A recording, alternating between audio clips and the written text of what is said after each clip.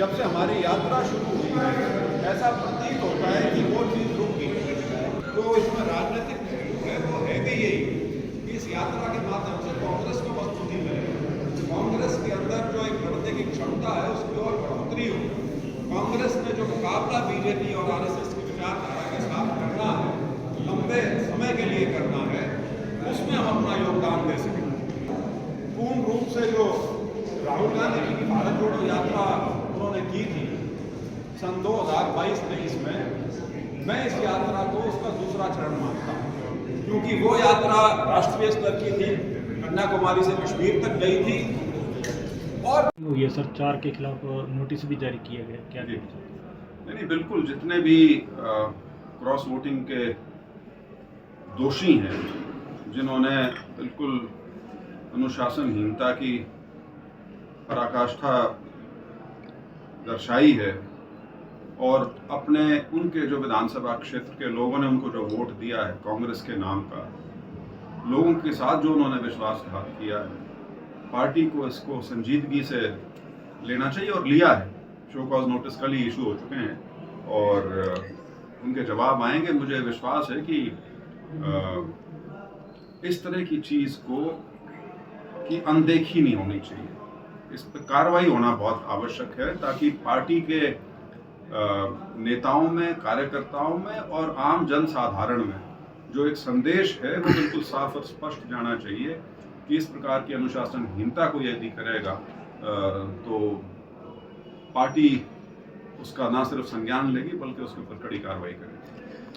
सद्भाव यात्रा लेकर चल रहे हो सर पूरे हरियाणा में, लेकिन कहीं ना कहीं कांग्रेस में देखा जाए सद्भाव नजर नहीं आ रहा, कैसे देखते हो सर इसको? कांग्रेस में सद्भाव क्यों नहीं नजर आ रहा? सारे सद्भाव यात्राएं तुम्हारी बंद ही ना हो जाती है।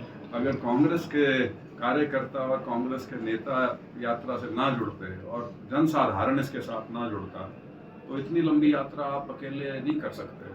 ये तो लोगों का साथ है, समर्थन है, जिस वजह से यात्रा निरंतर मजबूती के साथ चल रही है। हाँ ये है, ये इवेंट नहीं है कि आपको एक स्टेज पे सारे क्यों नहीं मिल रहे। 7 महीने की एक्सरसाइज है, 7 महीने का कार्यक्रम है इस यात्रा का। तो नदी की तरह है, कई लोग कहीं जुड़ते हैं, कोई कहीं आता है किसी स्टेज पे, तो उस नाते तो बहुत अनेकों लोग आए हैं और मुझे उम्मीद है बहुत से लोग अगले 1.5 महीने में इससे जुड़ेंगे। तो उस नाते, और ये जो सवाल है ना, ये यात्रा उस सवाल से बहुत आगे जा चुकी है कि कौन आ रहा नहीं आ रहा, वो शुरुआती बातें, उसके बाद कोई फर्क नहीं पड़ता कौन आ रहा है नहीं आ रहा, क्योंकि यात्रा अब हरियाणा के राजनीतिक मानचित्र पर स्थापित हो चुकी है। तो किसी के आने ना आने से कोई यात्रा में फर्क पड़ता हो ऐसा कुछ नहीं। संगठन जैसे अब जिला तो बना दिया, ब्लॉक स्तर पे भी कार्यकर्ता है, वो भी उम्मीद रखते हैं जुड़ने की। नहीं बिल्कुल बिल्कुल, वो मुझे लगता है कि ब्लॉक पे जो अभी पार्टी जिले की तो होगी तैयार सारी की सारी, प्रदेश की और ब्लॉक की, उसका काम चल रहा है।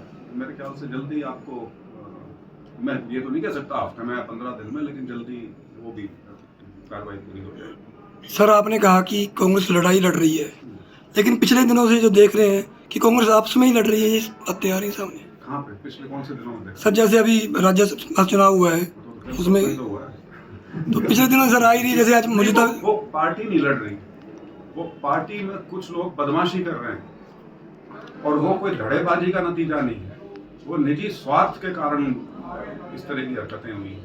ये ऐसा नहीं था कि कोई किसी ने कोई योजना लड़ा के कोई गड़बड़ की। वो तो बीजेपी खरीद फरोख्त की जो मशीन उन्होंने पूरे देश में चलाई हुई है। अदरवाइज आप देखिए राज्यसभा का चुनाव 37 एमएलए कांग्रेस के पास है। बीजेपी को ये घटिया राजनीति करने की क्या जरूरत थी? एक एमपी उनका बनना था, एक इनका बनना था, लेकिन उनके वो कहते हैं शेर के मुंह खून लग चुका है, तो वो पैसा इतना ज्यादा उन्होंने इकट्ठा कर रखा है कि आप जितने की सोचते हो उससे 3 गुना पकड़ा देते हैं आप। यानी ये मानते हैं जी ये खरीद फरोख्त है, भी कांग्रेस की जो क्रॉसिंग की है उन्होंने मोटा सेटिंग की है जब उनसे बीजेपी कुछ तो मजबूरियां रही, इनको ही बेवफा थोड़ी हो जाता है।